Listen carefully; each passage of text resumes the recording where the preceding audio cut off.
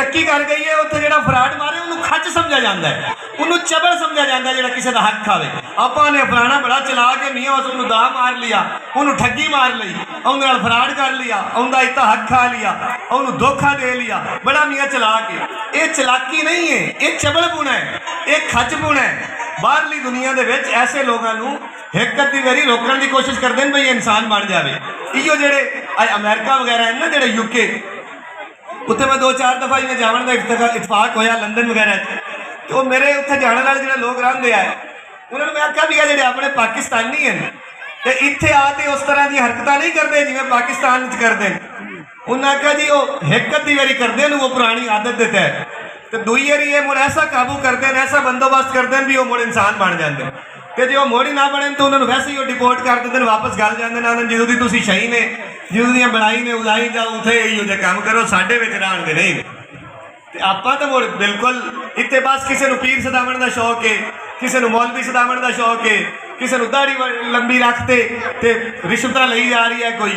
कोई मतलब जाहिरी हुलिया लोगों को विखाना चाहते हैं। कोई बड़ा बड़ा पगड़ा जोड़ा है वह की बंदा है, कोई 7 नावां का एक नाम रखाई बंदा है, मखदूम ते अल्लाह ते फलाना ते फलाना ते फलाना, वही फराड मारी बंदा उससे। अच्छा तुसीं कदे किसे सुना है भी कदे कोई मेरे नाल ना अक्सर जेडे बड़े बड़े पीर साहबान हैं वो रुस्से रहते, वो मैं 1-2 बारी मतलब थोड़ा जिहा मेरे तो कतराइंदे ने, भई ये क्यों कतराइंदे, थोड़ा जिहा मैनूं जो अंदाजा होया समझ आई कि वो ये चाहते हैं कि मैं लोगों को ये आखा कि तुसीं आदे माँ बाप की नहीं आदे पीर की खिदमत की करो। लेकिन मैनू समझ अचे आया है कि जिन्नी देर माँ बाप की गुलामी ना की जाए और माँ बाप इजाजत ना देवन कि तू आदे पीर को या किसी उस्ताद को या मुर्शिद को चला जा, उन्नी देर जाना ही मुनासिब नहीं है। तो मैं उन्होंने किवें आखा कि तुसीं बड़े पीर नूं मन्नो। सो गल यह है कि अल्लाह ताला हर हवाले दे नाल हर जिहड़ा है पहला जिहड़ा भी होता है, जिहड़ा भी कोई उस्ताद है, टीचर है, आलम है, मौलवी है, पीर है, उन्होंने सारियां नाल सब तो ज़्यादा अहमियत तुहाडे वालदैन दी है। तुहाडे वालदैन अगर राजी हैं तो फिर अल्लाह ताला ते तुहाडा कोई मुर्शिद, वो मेरा पूरी फरमाते होंदे हैं सरकार कि जिंदे माँ बाप नाराज हैं उनका ना कोई मुर्शिद है, उनका ना कोई रब है, ना ही उनका कोई रसूल है। वो अल्लाह ताला के दरवाजे तू और अल्लाह के रसूल के दरवाजे तू दतकारा होया है। तो साढ़े इतने लोग आते ओ जी माँ बाप रुस्से हुए, वो जो पीर साहब ने मुट्ठी भरी जा रहे हैं, सरकार दुआ करो, पीर की कई दुआ लग सी, उनका माँ बाप तो परेशान है होंगे, तो वो होंगे तो तंग है, वो कई माँ बाप औखा की बैठे, नमाज से जाते नीति खोते, नफल पढ़ी जाते इबादत की जाते, रिजल्ट जीरो। आज बेटी जात तुम थोड़ा जिहा स्पै जा सोई तो पिछले हजरात नजर नहीं आते, रिजल्ट जीरो, दीन तो भी वेले, दुनिया तो भी वेले। पहला दरवाजा हर कामयाबी का, अल्लाह ताला दे रस्ते का, अगले जहान का, इसका सारिया इबादत का सब तो आला तरीन चीज माँ बाप की गुलामी है।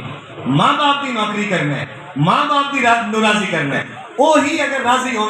तो मुड़ किसी आलम की सलाह ले लो, किसी मुर्शिद को जाना है, तो अगर वो किसी मैंने गल दें तो चले जाओ, उनके फिर फायदा है। वरना तो कोई मुर्शिद, कोई पीर, कोई उस्ताद, कोई टीचर, कोई किताब, कोई मुल्क फायदा नहीं पहुंचा सकता जिन्नी देर तुम आदे वालदैन दे गुस्ताख ने और वो तुहाडे ते 100% राजी नहीं है। बहुत बड़ी मेहरबानी। इस वास्ते मेरी जान पहला नुकता तो मैं चाहना हाँ कि किवें मैं मिन्नतां करा, लोगों के पैर फद्दा, लोगों के तरले लवा भी किवें मैं इन्होंने आदि सारी जिंदगी अजे समझा करता बई तुहाडियां इबादत फजूल हैं, तुहाडी पीरी बाजियां ते आलिम बाजियां सारियां फजूल हैं, इन्हां दा उन्नी देर कोई मतलब नहीं है जिन्नी देर तुहाडे माँ बाप राजी नहीं है।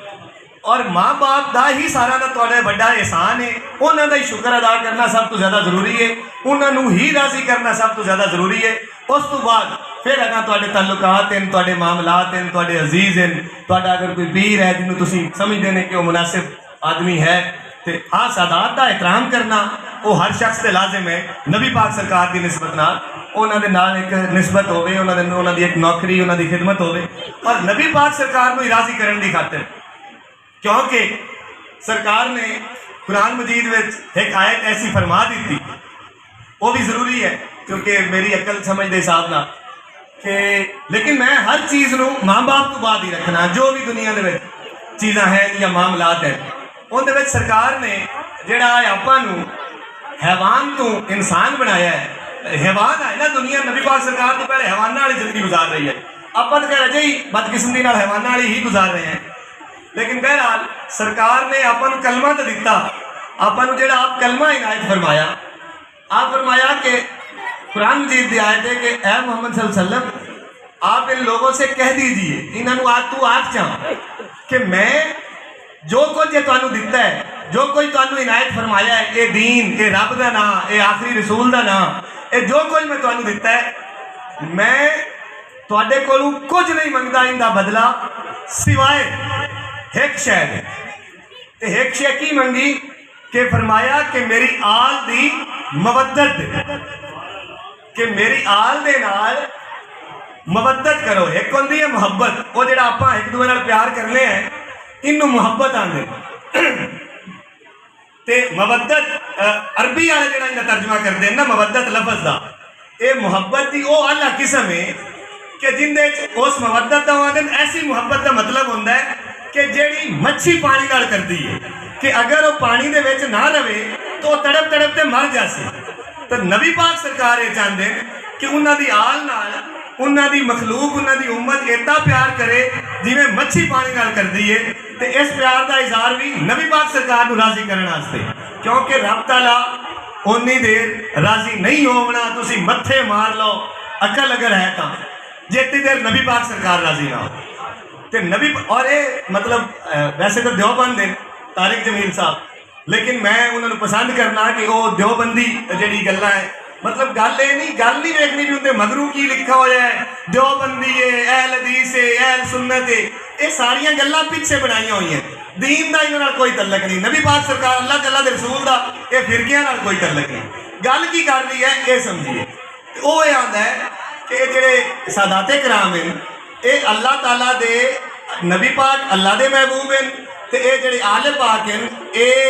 नबी पाक दे महबूब हैं। तो नबी पाक को राजी करने वास्ते इन्हां नाल मुहब्बत करनी चाहिए और इन्होंने राजी किया करो। तो ये राजी हो सन तो नबी पाक राजी हो जा सन, तो नबी पाक राजी हो सन तो अल्लाह राजी हो जा। इस वास्ते आदि पसंद आ, कोई काला, कोई चिट्टा, कोई निक्का, कोई वड्डा, कोई एक सैयद लभते उन्होंने जिंदगी जरूर राजी करने की कोशिश करो। ये मेरी आदि एक इस्तलाह आख लो, अकल आख लो, जो मैनू दीन की समझ आई है कि वो नबी पाक सरकार को राजी करने वास्ते जरूरी है कि साईं होता चेर राजी नहीं होना जितनी देर उन्होंने आल नाल मुहब्बत ना की गई। तो इस तरह ये उवें गल है भी तुसी कोई भी आदि मिसाल ले लो, कोई हिसाब ली भी कोई भी किसी को आखे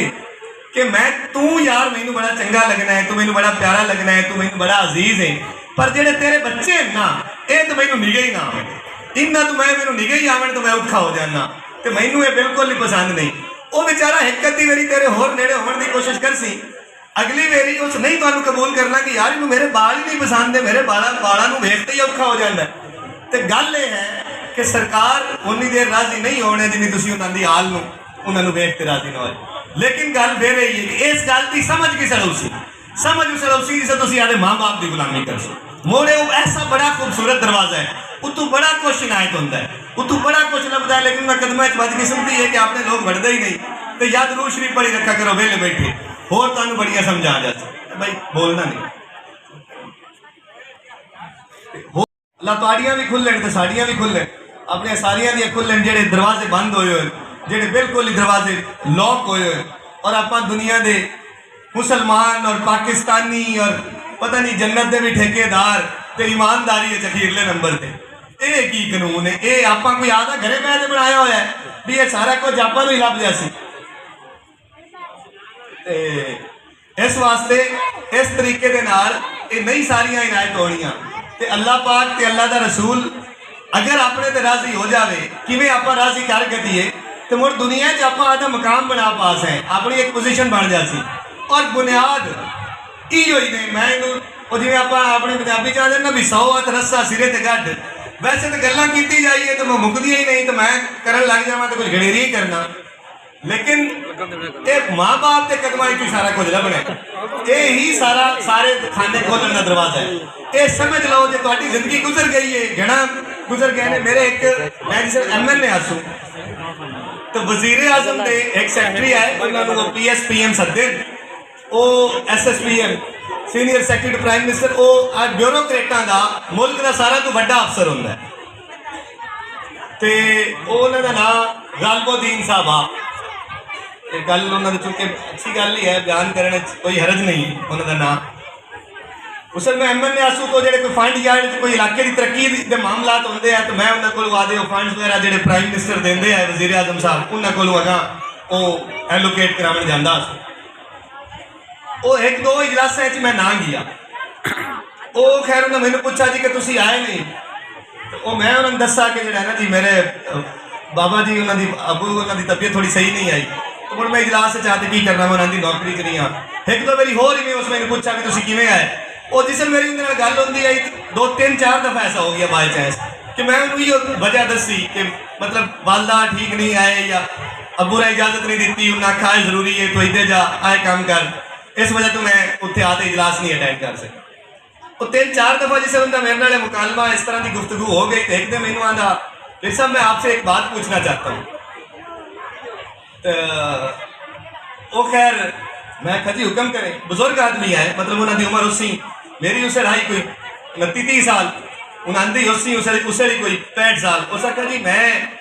ये आपको कहाँ से पता चला है कि सारा कुछ माँ बाप ही है